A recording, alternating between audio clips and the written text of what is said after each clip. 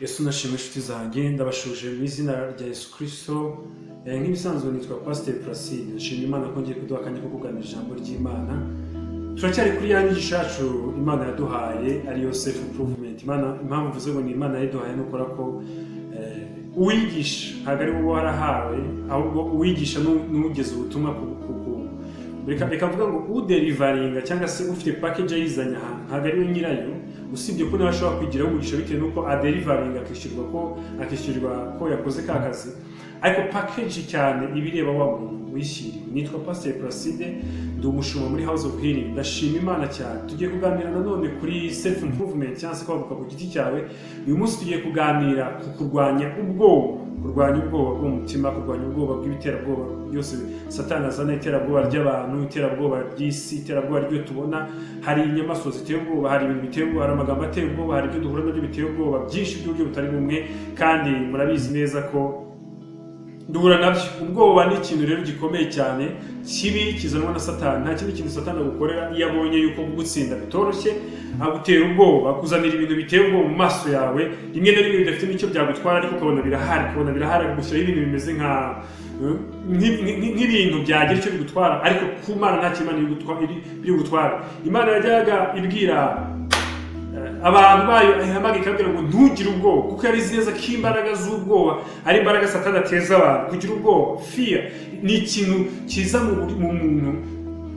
Aha ndagira ngo nkubwire ko nutangira kumva utangiye gukora ikintu kumva ubwoba buje muri wowe, uzahite umenya ko icyo kintu cyari umugisha ku buzima bwawe. Sinzi niba uri kunyumva neza. Nutangira gukora ikintu ukumva ubwoba nibwo buzamutse mbere y'ibyo bintu byose, uzamenye ko icyo kintu kirimo umugisha wawe. Hari ubwoba, reka tuvuge ngo hari ubwoba buzanwa na Satani, hakaba n'ubwoba buvuye kwiburirwa Imana ikuburira yuko icyo kintu gishobora kukuzanira ikibazo. Ntabwo buza kimwe.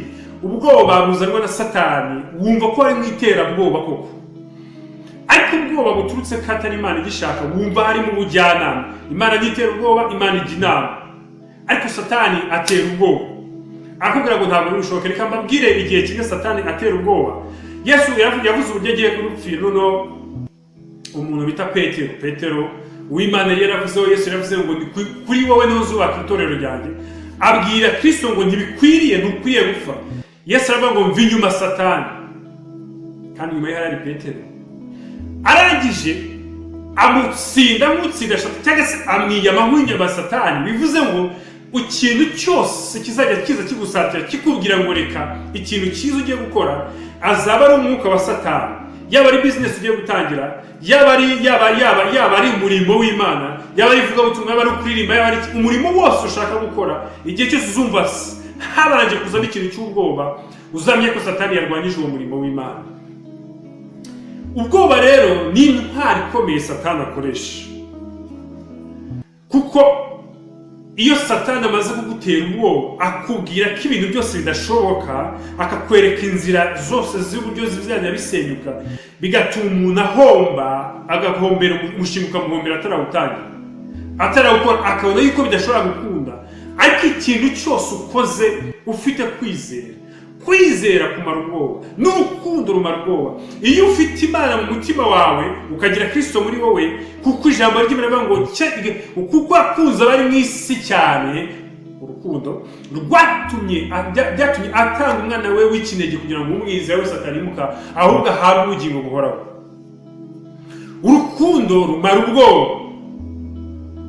Kuko icyo ugiye gukora ugifitiye urukundo bituma ushira ubwoba, kandi urukundo ni Imana. Igihe cyose ugiye kugirira neza umuntu, gukora umuntu ikintu cyiza, ugatangira kugira ubwoba uvuga ngo nagiriye neza abantu benshi, abantu barampemukira, Satani barimo arakuriganya, kuko uwo ni umurimo wawe urimo ukora, Satani arakuriganya. Kandi uburyo reka ushobora kumbaza ngo gute ngo bihuye gute na self improvement. To improve ni igihe cyose waguka mu mikorere yawe, cyangwa se mu bushake bw'Imana, cyangwa se muri business yawe. Abantu bakunda gutinyuka, badatinya guhomba, nibo bantu bagera kure cyane. Kandi guhomba inshuro nyinshi ntibisobanura yuko utazagera ku ntego zawe. Iryo ni rimwe mu ishuri uri kwiga rituma umenya inzira uri kunyuramo. igihe cyose urugendo urimo uragenda utarasitara, ntabwo uramenya iyo nzira irimo, ntabwo uramenya niba harimo amabuye asitaza cyangwa se, ariko iyo usitaye rimwe ntushobora gusitara kabiri. Birasaba rero gushirika ubwoba, kuko iyo udashize ubwoba, iyo haje akabazo kamwe gatuma usubira inyuma. Ikintu gishobora kukumara ubwoba ni urukundo rw'icyo ukora. Ikintu kimara umugabo ubwoba bwo kubaka ni urukundo akunda no kuzagira umuryango, kuzagira umudamu cyangwa se umudamu bari kumwe, akagira cyangwa se umukobwa yabonye akabona urukundo rukarusha ubwoba. Baravuga bati ingo z'ubu zarananiranye, akavuga ati ngenda mukunda, nzemera kubera urukundo, bimaze ubwoba ndemera mbijyemo, nzabibone niba bibaye cyangwa bitabaye, ariko shize ubwoba. Ndakwifuza gushira ubwoba wowe nkurikiye mu izina rya Yesu Kristo, kugira ngo waguke ku giti cyawe. Ubwoba ni intwari ikomeye mbi cyane Satani ateza abantu. Kayini mu itangiriro batwereka Kayini ajya gutura ibitambo, na Abeli agatura ibitambo, ibya Abeli bigashimwa kurusha ibya Kayini. Kayini azamukwamo n'ubwoba bwo kumva ko mukuru wiwe agiye kumurusha igikundiro ku Mana. Urumva ukuntu Satani akora. Hanyuma Satani amwe kubw'ubwoba aravuga ati kugira ngo njyewe nzagere ubwo nezeza Imana ntawe dukompeta, reka nice mukuru wanjye. Ibi rero ubwoba bujya butuma abantu bahemukira abandi. Umuntu akagukura mu nzira, bamwe bakagambanira abandi, abandi bakagirira n'abandi kugira ngo bakure mu nzira, ariko bakayoberwa impamvu babikora ni ukubera ubwoba cyangwa se kubura umutekano w'umutima. Sinzi ururimi nakoresha cyangwa se igisobanuro nashyira kugira ngo mwumve ubu bwoba mvuga ubwo aribwo. Kwa kundi wumva nta sekirite, nta mutekano ufite. Ubu bwoba buzanwa na Satani. Kutagira umutekano mu mutima. Iyi ni intwaro Satani akoresha iyo ashaka gusenya umugambi w'Imana ku buzima bwawe. Yica murumuna we. Akimara kwica murumuna we, Uwiteka avuga ati ubutaka bwawe amaraso y'umurumuna wawe ntabwo buzakwerera umwero wa nyawo, buzakwerera ibitovu, buzakumerera ibitovu. Ngo ahinduka igicamu cye. Wa wundi wumvaga yuko hari abantu badakunda kompetisiyo, bumva yuko aho kugira ngo abane n'umuntu bakora bimwe cyangwa bakora ibintu bimwe, yamwikiza mu buryo runaka, uburyo bw'ubugambanyi n'ubundi buryo butandukanye abantu bakoresha mu buzima bwabo. Ariko ndagira ngo nkubwire ngo iyo ni umwuka w'ubwoba uturuka kuri Satani. Hari ahantu byageze, buriya reka mbabwire inshuti zanjye mujye mukurusha ukuri. Kristo nawe yigeze guterwa n'umwuka w'ubwoba kuko yari umuntu. Ijambo ry'Imana rivuga ngo umuntu witwa Antikristo ni umuntu utemera ko Yesu yaje ari umwana w'umuntu 100%. Yari Imana ariko ari n'umuntu, ku buryo intege nke zose z'umuntu yazigize. Icyambere yararize, yarashonje, yarababaye, yararakaye akubita abantu asanze barimo bagurira mu nzu y'Imana. Ibyo ni ibimenyetso bimugaragazaho umuntu. Hari aho rero ndakubwira ngo hari aho yageze ubwoba nawe buramwataka, abwira se ngo data, haleluya, ngo niba bishoboka iki gikombe kindenze. Iyo yari imbaraga y'ubwoba yari yamwatatse, kubera ko yari yambaye umubiri. Nawe rero ntabwo ko watatswe n'ubwoba ari uko uciyeho iteka, ariko Kristo yakweretse uburyo bwiza. Arasenga, marayika araza amwongerera imbaraga.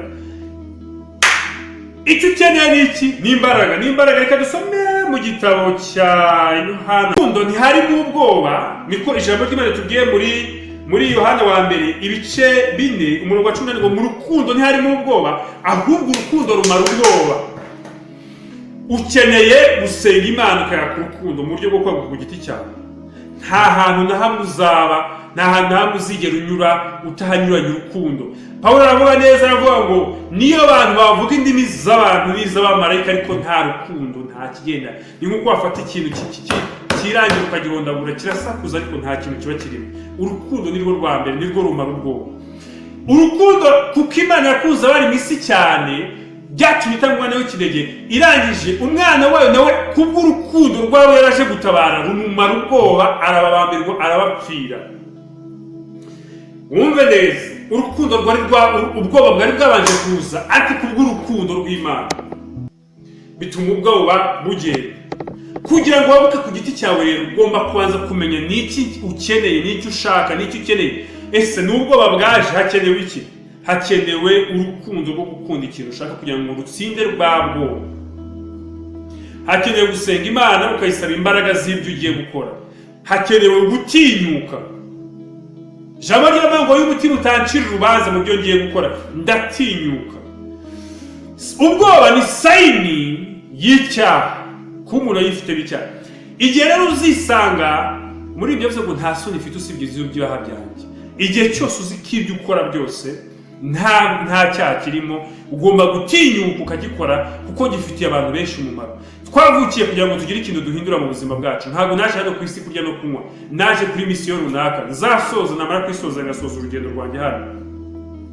Ntabwo naje gutura mu nzu nziza, ahubwo ntura mu nzu nziza kugira ngo dusoze urugendo rwanjye naje gukora no ku isi neza.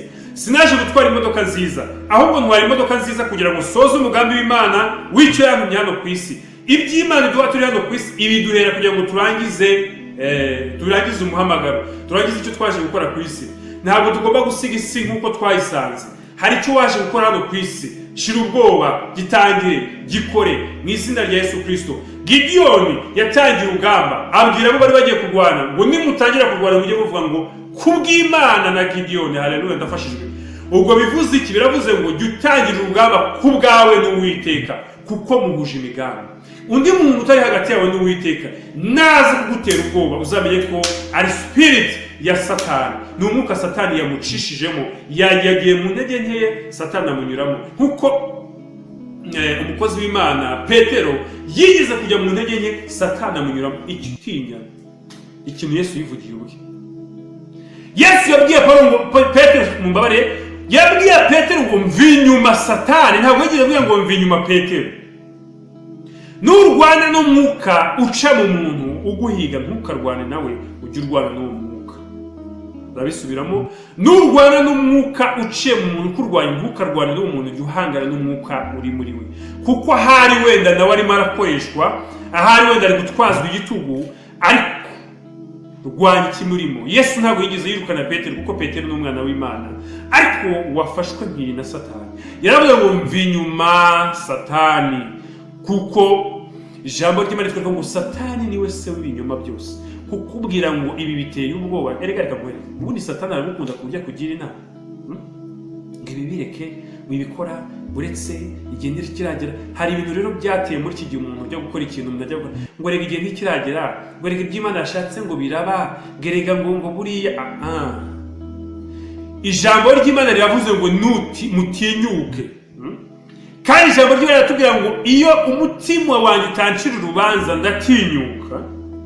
Yego, ikintu cyose ugiye gukora uzi ko kiri mu mugambi w'Imana, jya ugitinyuka. Kuko reka nkubwire, Imana yadushyize hano ku isi. Ijambo ry'Imana rivuga ngo isi ni ingisi, ijuru ni iry'Uwiteka. Ubwo ariko isi Imana yayihaye abantu.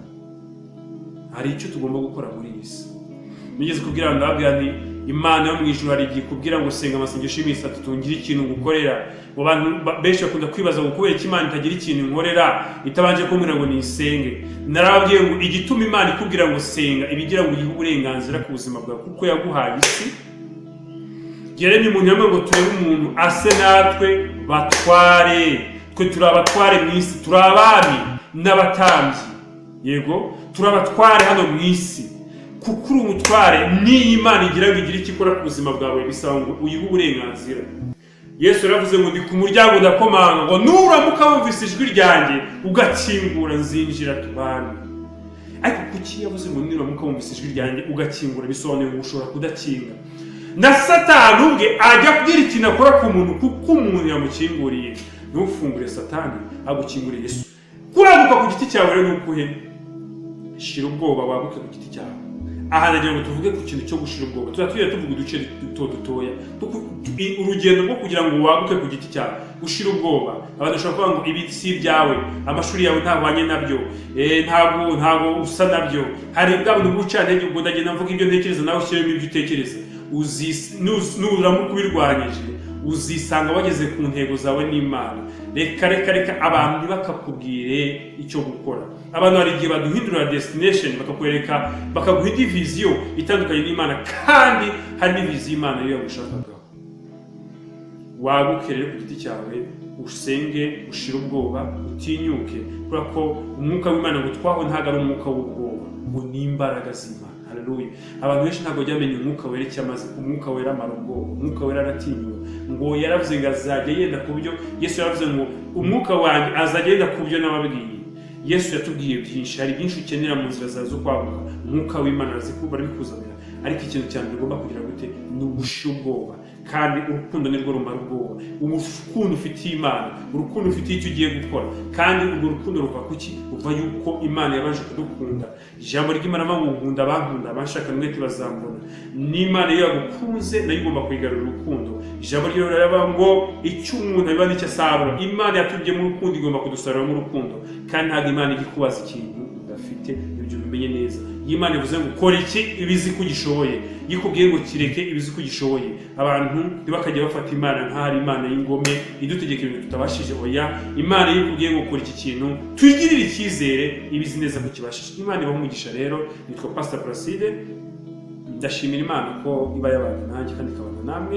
Reka dusoze dusenga. Imana tugirire neza. Imana ndagushimira guhimbaje kuri Imana nziza. Ndagushimiye ko uri umurengezi wacu, umutabazi wacu. Imbaraga zawe, ubwiza bwawe reka bugendagende kuri aba bantu bashirika ubwoba mu izina rya Yesu Kristo. Imbaraga z'ubwoba ndazisenye mu izina rya Kristo. Tera ubwoba rya Satani ndarivunaguye mu izina rya Yesu Kristo.